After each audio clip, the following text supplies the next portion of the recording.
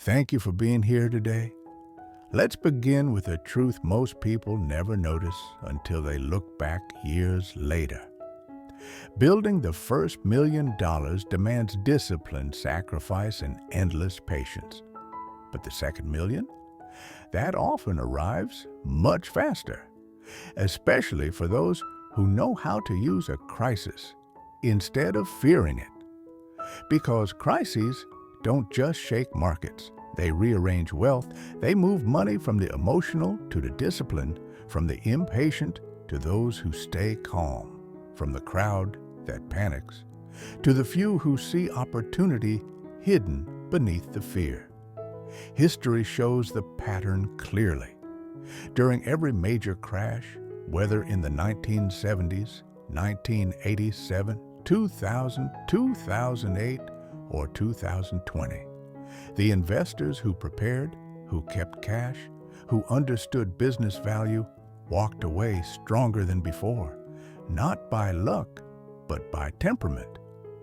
This episode reveals the timeless playbook the wealthy rely on, how they turn economic storms into stepping stones, and how ordinary investors can accelerate their journey from the first million to the second, not in calm markets, but in moments of chaos. If you've ever wondered why some people rise during downturns while others fall, stay with this message. The answers are here. Throughout every generation, the world has faced storms that seemed impossible to navigate. Oil shocks, recessions, market collapses, inflation waves, pandemics, credit freezes. Each crisis arrived with fear, noise, and headlines predicting the end of prosperity. But hidden inside these frightening moments was something most people never noticed: a gift disguised as chaos. Crises are rarely seen as gifts in the moment. Portfolios fall, uncertainty rises, and emotions take control. Yet history shows that some of the greatest fortunes ever built trace their roots back to the exact moments when the world felt most unstable. Why? Because crises temporarily bend the rules of compounding. They create opportunities that cannot be found during calm markets. They compress time, offering chances in months that normally take years to appear. Consider the market collapse of the early 1970s. Prices plunged, confidence vanished, and commentators insisted that entire industries were doomed. Yet beneath the panic, some of the strongest companies in the world continued generating cash, serving customers, and expanding their competitive advantages.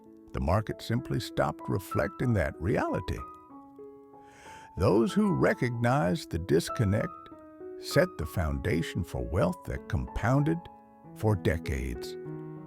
A similar truth revealed itself during the sudden crash of 1987. A single day wiped out over 20% of the market. It felt catastrophic. Yet within 2 years, markets reached new highs. What changed? Not the companies, only the emotions surrounding them. Once fear faded, prices returned to normal, rewarding anyone who stayed steady while panic surged. The dot-com collapse offered the same lesson. Speculation evaporated, billions in paper wealth disappeared, and many investors gave up entirely. But high-quality businesses with real cash flow and strong fundamentals were swept down with a crowd. Those temporary mispricings opened doors that would not appear again for years. Then came 2008, one of the most severe financial crises in modern history. Banks failed, credit froze, and fear became global. But those who had prepared with discipline and liquidity were able to acquire stakes in iconic companies at valuations that would later look unbelievable. The profits from those decisions became legendary. Even the 2020 crash, a rapid and unprecedented drop in global markets, revealed the same pattern. Amid lockdowns and widespread uncertainty, many investors abandoned the market entirely, yet within months, the recovery was well underway, and within a year, new highs were reached. Across all these events, one truth endures. Crises don't destroy opportunity, they reveal it. This is also why the second million is easier than the first. The first million depends largely on personal effort, saving, budgeting, investing consistently. But once capital exists, crises amplify its potential. A portfolio of meaningful size gains the ability to compound from a higher base. And when markets temporarily misprice strong companies, those dollars can work at extraordinary speeds. Where others see chaos, disciplined investors see accelerated compounding. Where others react emotionally, the patient prepare thoughtfully. And where others retreat, those who understand history quietly advance. A crisis often feels like the end of stability, but for those who are ready, it is the beginning of the next level of wealth, a doorway to the second million wrapped in uncertainty, waiting for someone calm enough and courageous enough to walk through it. Every generation believes its crisis is the worst ever faced. Yet, when looking across decades of market history, a striking pattern emerges, a rhythm that repeats itself no matter the year, no matter the technology, no matter the headlines. Crashes may look different on the surface, but deep down, they all teach the same lessons. The first lesson is simple, but easily forgotten. Fear spreads faster than facts.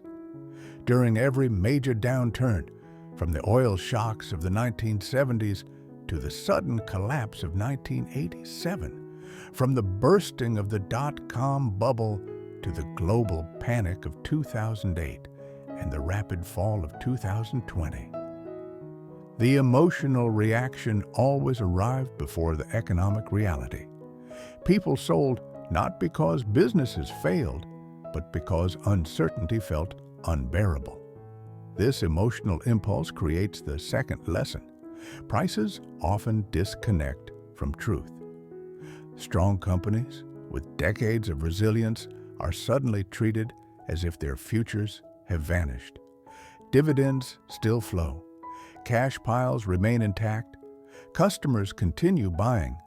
Yet stock prices fall as though the world has permanently changed. History shows that this disconnect rarely lasts long, but it becomes a gift for anyone patient enough to recognize it. The third lesson is the most difficult for most investors. Forced selling is the real danger. Not market volatility, not temporary losses. Forced selling.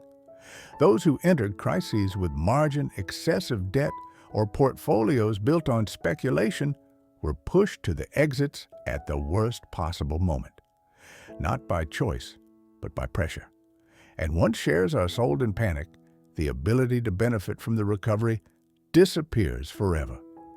The fourth lesson is surprisingly hopeful. Markets recover far more quickly than fear predicts.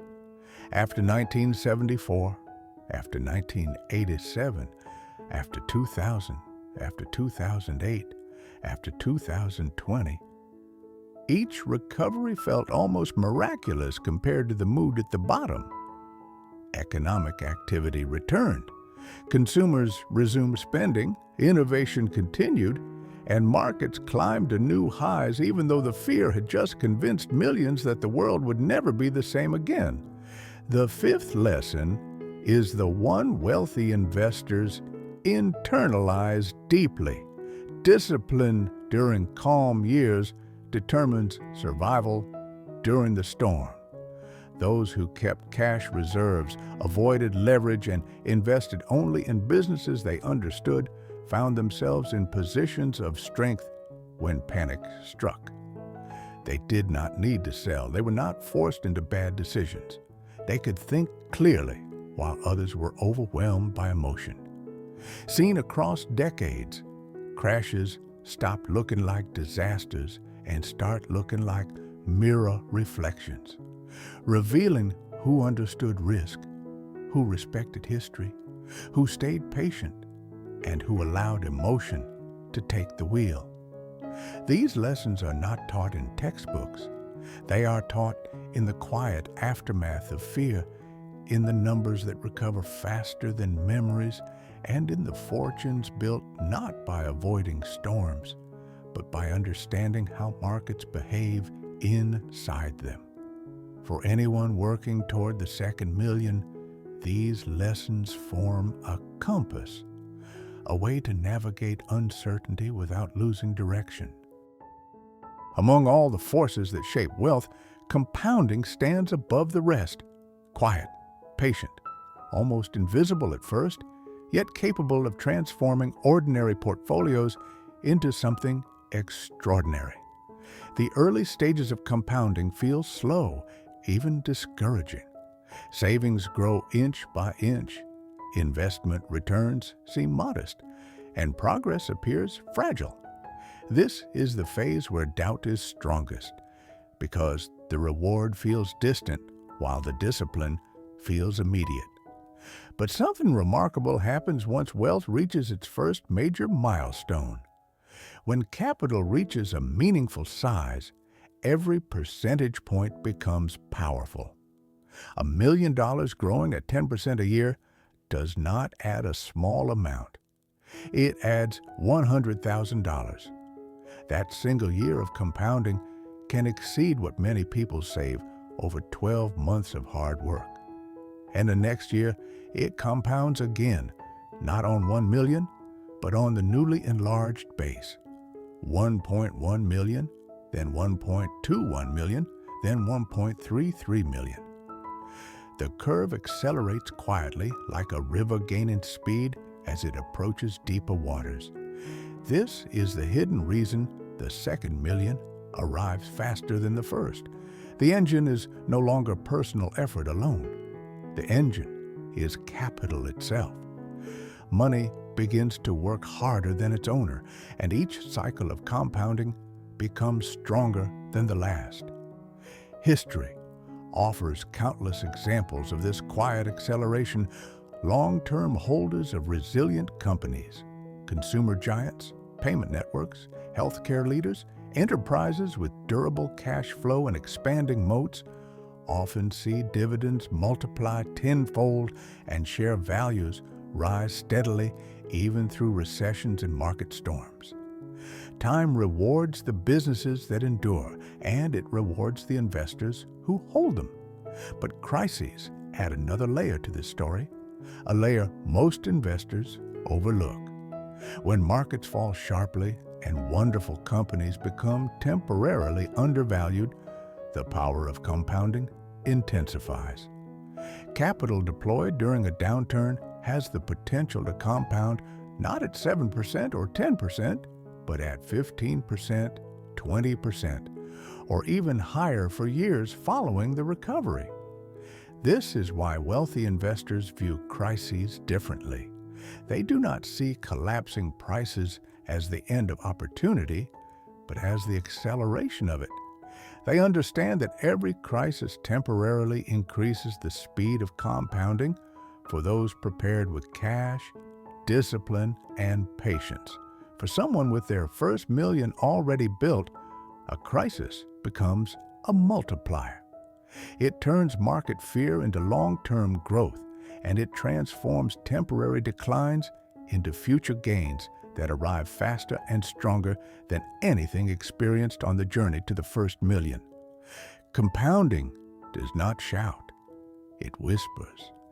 And those who listen closely discover that the true secret to wealth is not brilliance or foresight, but the willingness to let time do its work, especially when others lose faith in it.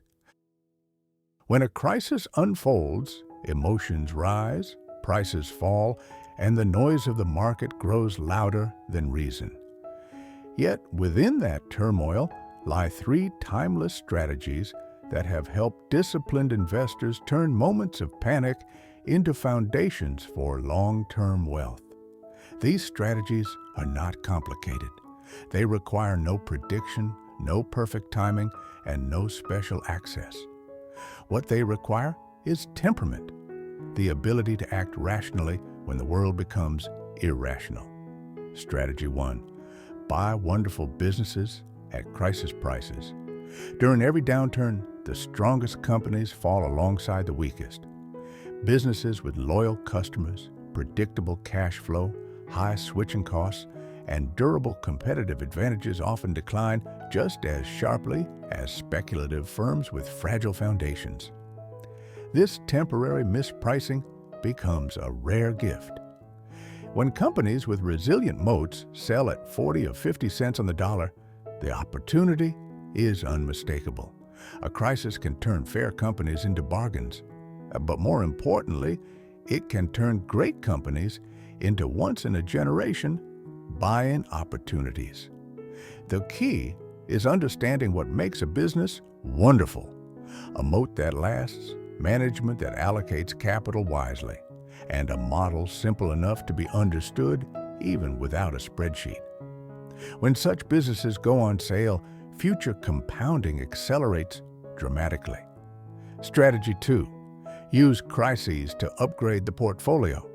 Most investors accumulate a mixture of strong and mediocre holdings over years of market participation. Crises expose the weakness of that middle ground. A mediocre company might survive calm years, but it struggles during storms, and its long-term ability to compound value is limited. A wonderful company, however, not only survives distress, it often emerges stronger. A downturn narrows the price gap between the two. Mediocre businesses may decline 40%, but wonderful businesses may also decline 40%, even though their long-term paths are completely different. This creates the perfect moment to upgrade, to exchange companies that cannot compound meaningfully for companies that can compound for decades. Upgrading a portfolio during a crisis is like exchanging stones for diamonds at the moment when both happen to cost the same. Strategy 3. Build cash before the storm. Deploy. During panic, cash is often overlooked because it appears unproductive during bull markets. Yet cash is not merely a holding, it is optionality. And during a crisis, optionality becomes a superpower. When forced sellers flood the market, victims of margin calls, redemptions, or fear, prices fall far below intrinsic value. Those who prepared with cash are not swept into the panic. They are able to buy thoughtfully and patiently while others are scrambling to survive. A typical recommendation is maintaining 10% to 20% of assets in cash or equivalents during stable periods. It may seem conservative, but when a downturn arrives, that cash becomes the engine that drives exceptional long-term returns. Deploying it gradually, not all at once, but steadily as prices fall, protects against the illusion of perfect timing and positions the portfolio to benefit from the eventual recovery. These three strategies form a simple roadmap. Buy quality when fear discounts it, replace mediocrity with excellence, and keep cash ready so opportunities can be seized rather than missed. Crises create noise, but beneath the noise lies clarity, and those who follow these principles find themselves walking toward their second million with greater speed, greater confidence, and far greater resilience than they ever experienced on their journey to the first. When markets fall and headlines darken, the world tends to believe that intelligence is the deciding factor, that only the smartest survive a crisis. But history has revealed something very different. Again and again, The greatest advantage in turbulent times is not brilliance, but temperament. Crisis magnifies human behavior. Some freeze, some panic. Some react instantly without reflection. Yet a smaller group behaves differently. They breathe, they observe, they separate fear from fact. This difference in temperament creates the gap between long-term success and long-term regret. The first truth about temperament is simple. Emotion is the real enemy of wealth. When fear rises, the temptation to do something feels overwhelming. Selling feels like safety, even when it locks in permanent losses. History shows that investors rarely lose during the downturn itself. They lose by abandoning the recovery that follows. The second truth is that crises distort perception. A temporary decline feels permanent. Volatility feels like danger. And people forget that they own parts of real businesses, not lottery tickets. Those who stay calm look past the noise and focus on whether a company's customers return, whether cash continues to flow, whether its moat remains intact. When fundamentals survive, price eventually follows. The third truth is that discipline must begin before the storm arrives. Those who avoided leverage, held adequate cash, and stayed within their circle of competence enter crises with clarity instead of chaos. They are never forced to sell, never pushed into desperation, never trapped by rushed decisions. Because they prepared in calm waters, they can act wisely when waves rise. The fourth truth concerns patience, a trait often underestimated. The greatest fortunes rarely come from constant activity, but from waiting. Waiting for great businesses, waiting for fair prices, and waiting for the recovery that fear convinces others will never arrive. Patience turns volatility into opportunity and transforms downturns into stepping stones. The final truth is the most empowering. Anyone can develop a resilient temperament. It does not depend on age, education, or professional background. It comes from studying history, understanding cycles, and deciding in advance how to behave when panic strikes. It comes from choosing logic over emotion and long-term vision over short-term fear. Crises will always come. They cannot be predicted, but they can be prepared for. And for those working toward their second million, temperament becomes the difference maker. The quiet strength that turns storms into seasons of accelerated growth. When the crowd trembles, the disciplined remain steady. When fear dominates the screen, clarity takes over the mind. And when others surrender to panic, those with patience and preparation step into the opportunities fear leaves behind.